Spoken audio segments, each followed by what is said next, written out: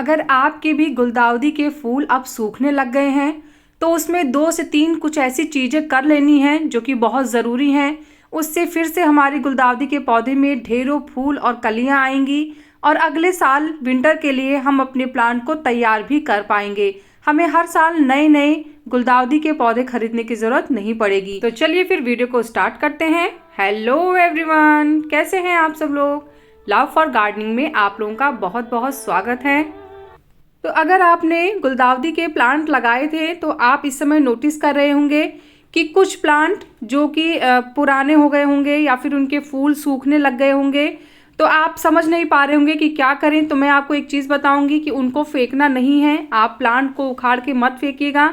ये एक permanent plant होता है जिसको हम अगले साल के लिए प्रिजर्व कर सकते हैं। तो उसके लिए क्या करना होगा वो सारी चीज़ें मैं आपको बताऊंगी। तो मेरे पास 4 गुलदाउदी के प्लांट हैं, जिनमें से 2 जो बड़ी वैरायटी वाले हैं उनमें तो अभी जो फूल हैं वो नहीं सूख रहे हैं। लेकिन जो मेरे पास छोटे 2 गुलदाउदी के प्लांट हैं जो छोटे में ही काफ़ी अच्छी मात्रा में फूल करते हैं, तो उनके जो फ्लावर हैं वो सूखने लग गए हैं। तो मैं आपको दिखाती हूँ और अब मैं आपको ये भी बताऊँगी कि हमें साथ साथ में क्या प्रोसीजर करना है। क्या होता है ना कि जैसे जैसे फूल सूखते हैं तो हम सोचते हैं कि अब इसकी लाइफ ख़त्म हो गई है, फिर हम उसे फेंक देते हैं। लेकिन हमें ऐसा नहीं करना है।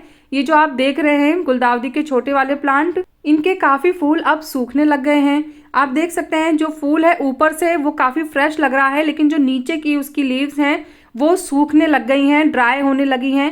तो ऐसे में अगर हम टाइम पे इन्हें नहीं काट देंगे ना तो क्या होगा कि फिर हमारे जो प्लांट की अदर फ्लावर है या कलियां हैं उन पे फंगस लगना शुरू हो जाएगा और जो इंसेक्ट होते हैं वो भी आके अपना डेरा जमा लेंगे।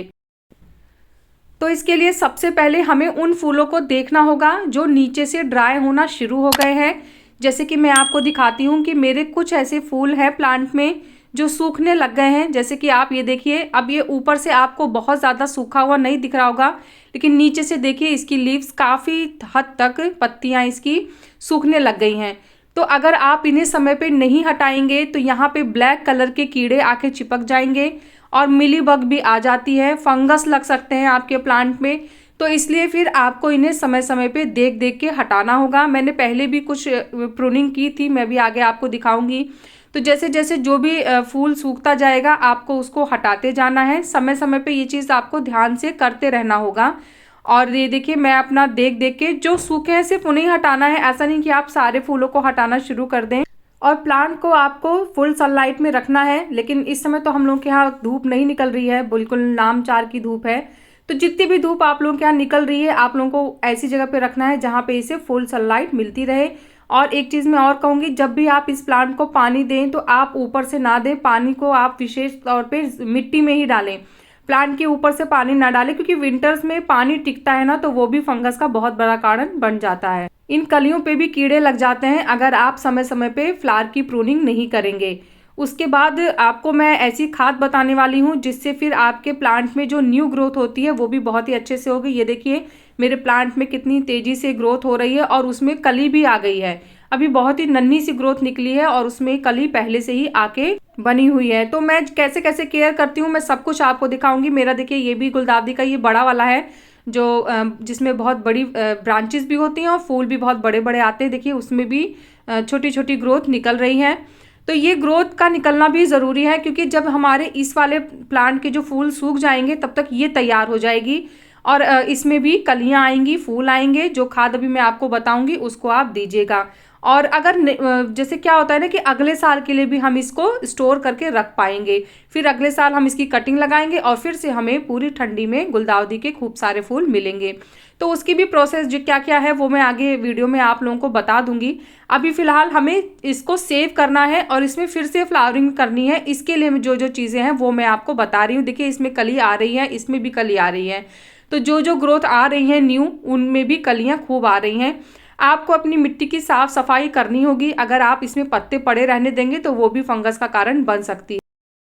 ये देखिए पहले भी मैंने इसमें आप कटिंग देख रहे होंगे, मैंने इससे पहले भी कुछ दिन जब मेरे प्लांट की जो लीव्स थी वो ड्राई होने लग गई थी फूल की, तो मैंने इनकी कटिंग कर दी थी। और इसी तरीके से धीरे धीरे मैं पूरे प्लांट की कटिंग कर दूंगी जैसे जैसे कलियां सूखना शुरू होंगी, क्योंकि जैसे जैसे ये कटेंगी फिर नीचे की जो ग्रोथ है वो और तेज़ी से बढ़ेगी और उसके बाद फिर उसमें भी फूल आएंगे। तो आपको कटिंग प्रूनिंग करने में घबराना नहीं है, समय समय पे कटिंग प्रूनिंग करते रहना है, लेकिन सिर्फ उन्हीं की जिनकी कलियों में कीड़े लग गए हों या फिर जिनके फूल सूख गए हों। तो इस चीज़ का आपको ध्यान रखना है। अब मैं एक चीज़ और बताती हूँ, आप इसे कटिंग से भी लगा सकते हैं। आप क्या करिए, जैसे एक लंबी सी 2 से 3 इंच की कटिंग ले लीजिए और एक होल करके आप इस कटिंग को फिर लगा दीजिए। ये फूल वाली कटिंग नहीं, ये जो ये स्टेम वाली कटिंग है, ये आप लगा सकते हैं और ये बहुत ही अच्छे से लग जाएगी। कटिंग से ये प्लांट बहुत ही ईजिली ग्रो हो जाता है। अब हमें तीसरी चीज़ क्या करनी है, तो तीसरी चीज़ हमें करनी है कि जो मिट्टी की सॉइल है, अगर उसमें फंगस लग गया, जैसे आप ये देखिए ये वाली मिट्टी में मेरे थोड़ी सी काई लग गई है, तो मैं क्या कर रही हूँ कि जितनी भी ये काई वाली मिट्टी है उसको मैं खुरपी की मदद से थोड़ा ऊपरी ऊपरी खाली लेयर हटा ले रही हूँ। और आपको इसको तभी करना है जब आपकी मिट्टी में फंगस लगा हो या फिर काई जम गई हो। अगर नहीं है तो फिर आप ये स्टेप मत फॉलो करिएगा। मेरे सिर्फ इसी वाले प्लांट की सॉइल में थोड़ी सी काई जम गई है ऊपर की लेयर पे, तो इसलिए मैंने हल्की सी गुड़ाई करके और अब मैं वो सारी मिट्टी को हटा ले रही हूँ।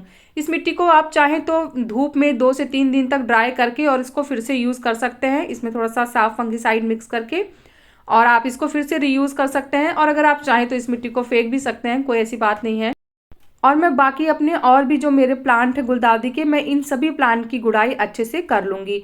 गुड़ाई करना बहुत ज़रूरी है। एक तो जो ऊपरी लेयर होती है उसको थोड़ा सा भुरभुरापन मिल जाता है, एकदम जमी जमी सी नहीं रहती है, क्योंकि आप इस तरीके से जब तक सॉइल को हल्का नहीं करेंगे तब तक नीचे की जो ग्रोथ होती है वो कैसे ऊपर आएगी। तो इसलिए हल्की फुल्की सी देख के संभाल के जो ग्रोथ है उसको कोई नुकसान ना पहुँचे, इसके लिए आप 15 से 20 दिन में एक बार हल्की सी गुड़ाई अपने प्लांट की कर सकते हैं। इसमें बहुत ज़्यादा इंसेक्ट लगते हैं, तो आप 10 से 15 दिन में एक बार एक बहुत ही अच्छा इंसेक्टिसाइड ज़रूर यूज़ करिए। मैंने होममेड भी बहुत सारे इंसेक्टिसाइड आप लोग के साथ शेयर किए हैं, आप वो भी मेरे वीडियोस देख के जान सकते हैं। और नहीं तो फिर कोई केमिकल इंसेक्टिसाइड भी आप यूज़ कर सकते हैं, लेकिन स्प्रे आप करते रहिए, खासकर जब फूल सूखना शुरू करते हैं या फिर जब कलियाँ आने लगती हैं स्टार्टिंग में, उस 2 टाइम पे तो इसमें बहुत ही तेज़ी से कीटाणुओं का अटैक होता है। तो आपको ध्यान रखना होगा कि एक अच्छा इंसेक्टिसाइड आपको समय समय पे स्प्रे करते रहना होगा। अब हमें खाद कौन सी देनी है, तो देखिए जैसे अब फूल सूख चुके हैं तो अब हमें नई ग्रोथ चाहिए, तो जो नई ग्रोथ होती है उसके लिए हमें नाइट्रोजन की ज़रूरत पड़ती है। ऐसे में मैंने वर्मी कंपोस्ट को 2 दिन के लिए पानी में भिगा के छोड़ रखा था। तो मैंने 4 मुट्ठी वर्मी कंपोस्ट लिया था और उसको मैंने आधे लीटर पानी में भिगा दिया था, और अब मैंने उसमें दुगना पानी यूज़ किया है। और अब मैं थोड़ा थोड़ा सा ही, लगभग आधा गिलास आप जान लीजिए, मैं उतना ही दे रही हूँ जितना मेरी मिट्टी सोख ले, क्योंकि आप देख सकते हैं मेरे पॉट का साइज़ बहुत बड़ा नहीं है, ये ज़्यादा ज़्यादा 4 से 5 इंच का पॉट है। तो इतने छोटे पॉट में आप देख सकते हैं कितनी सारी फ्लावरिंग हुई है, तो इसीलिए थोड़ा थोड़ा पानी दीजिएगा ये वर्मी कंपोस्ट का। इससे हमारे प्लांट में बहुत ही तेज़ी से नई ग्रोथ होगी और प्लांट की ग्रोथ भी बहुत ही अच्छे से होगी। उसके बाद जब फूल आने का टाइम होगा तो फिर मैं आपके साथ फूल में क्या देना है, कौन सा खाद देना है जिससे अच्छी फ्लावरिंग हो, तो उससे रिलेटेड वीडियो भी अपलोड करूंगी। लेकिन अभी फ़िलहाल आपको हाई नाइट्रोजन वाला फर्टिलाइज़र देना है, क्योंकि अभी हमें फूल नहीं, हमें नई ग्रोथ चाहिए। तो जैसे जैसे मैंने आपको सारी स्टेप्स बताए हैं आप उसी हिसाब से फॉलो करिएगा, तो आपकी गुलदाउदी में फिर से नई ग्रोथ आएगी और फिर से आपके प्लांट में खूब सारे फूल आना शुरू हो जाएंगे। तो सारी डिटेल्स मैंने आपको बता दी हैं। इसके बाद भी अगर कोई कन्फ्यूज़न या कोई क्वेश्चन आपके माइंड में है तो आप कमेंट करिएगा, मैं आपके कमेंट का ज़रूर रिप्लाई करूँगी। तो कैसा लगा मेरा आज का ये वीडियो, मुझे ज़रूर बताइएगा। अगर आपको वीडियो पसंद आया है तो वीडियो को लाइक करिएगा, चैनल को सब्सक्राइब करिएगा, और प्लांट से रिलेटेड अगर कोई भी क्वेश्चन आपके माइंड में है तो आप कमेंट्स के थ्रू मुझसे बात कर सकते हैं। मिलते हैं फिर नेक्स्ट वीडियो में, तब तक के लिए बाय, टेक केयर।